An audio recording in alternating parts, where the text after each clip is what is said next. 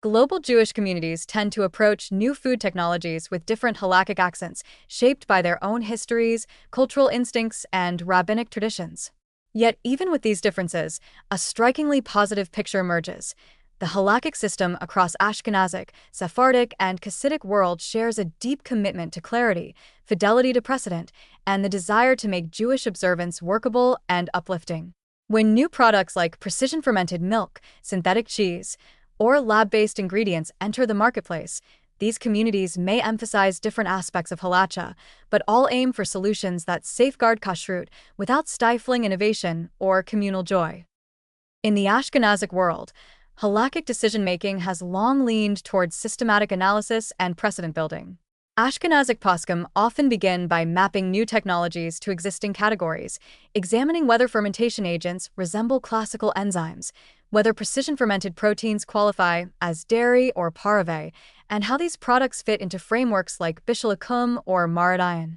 This structured approach tends to yield practical clarity and encourages openness to new food technologies once their halakhic identities are properly defined.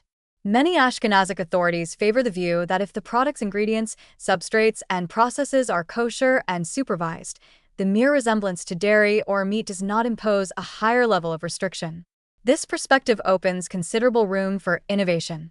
A synthetic cheese that is fully pareve under supervision, or a precision-fermented dairy analog free from animal involvement, fits comfortably within halacha once technical barriers are resolved. The optimism here stems from the confidence that halakhic categories can absorb novelty as long as the legal definitions are respected. Sephardic halakhic tradition brings an especially rich layer of textual nuance, often rooted in the rulings of the Rambam, the Shulchan Aruch, and centuries of responsa from Mediterranean and Middle Eastern rabbinic authorities. Sephardic poskim frequently show a strong preference for conceptual clarity and the avoidance of unnecessary restrictions. This approach can lead to even more positive prospects for novel foods, provided their production avoids halakhic uncertainty. For example, once a precision-fermented product is established as not deriving from animal milk, Sephardic decisors may treat it as unequivocally pareve, avoiding chumrat that might complicate its use. Sephardic tradition also historically embraced foods that resembled others, like almond milk paired with meat, so long as the food's true nature was discernible. That history supports the idea that today's high-tech analogs may be welcomed if accompanied by transparent labeling, reliable certification, and a clear teaching that these foods do not cross halakhic boundaries.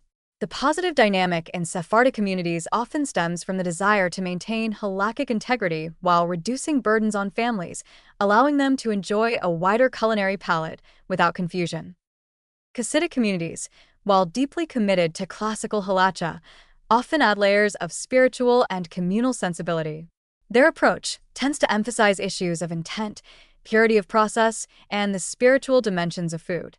This can lead to additional stringencies, not out of resistance to technology, but out of a desire to elevate eating to an act of avoda. For example, some Chasidic groups may prefer to treat dairy-imitating products with caution in meat contexts, not because halacha demands it, but to preserve the visual and emotional boundaries that help reinforce mindful eating. Others may encourage using separate utensils or establishing local norms to avoid confusion, especially in tightly knit communities where shared practice fosters cohesion.